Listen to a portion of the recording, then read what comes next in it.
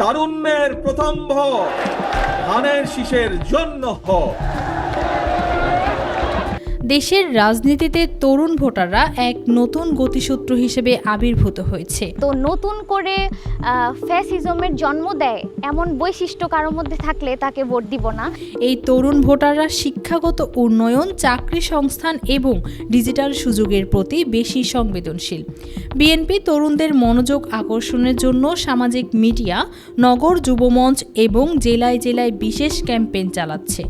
তারা শিক্ষা, কর্মসংস্থান ও প্রযুক্তিতে সুযোগ বাড়ানোর প্রতিশ্রুতি দিয়ে থাকলেও রাজনৈতিক বিশ্লেষকরা বলছেন এই প্রতিশ্রুতি এখনও কার্যকরভাবে তরুণ শ্রেণীকে অনুপ্রাণিত করতে পারেনি। নতুন জরিপ অনুযায়ী 15 থেকে 30 বয়সী তরুণদের মধ্যে বিএনপিকে ভোট দেবেন বলেছে মাত্র 38%। অন্যদিকে অনেকেই বলছেন দলীয় সংস্কৃতি এবং যোগাযোগ ব্যবস্থায় তরুণদের জন্য ভোটার নয় অংশগ্রহণকারীর ভূমিকা এখনও সীমিত। স্থানীয় পর্যায়ে যুব নেতৃত্ব বিকাশ এবং স্বল্প সময়ে কার্যকর প্রচারণার অভাবও এক বড় চ্যালেঞ্জ।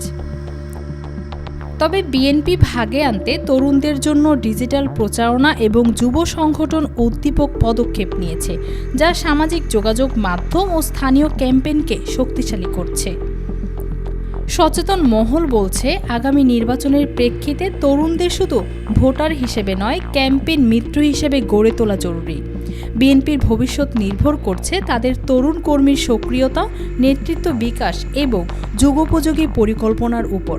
তরুণরা যদি কার্যকরভাবে যুক্ত হয় তবে দল রাজনৈতিক অগ্রগতিতে উল্লেখযোগ্য প্রভাব ফেলতে পারবে। News desk, Dhaka digit.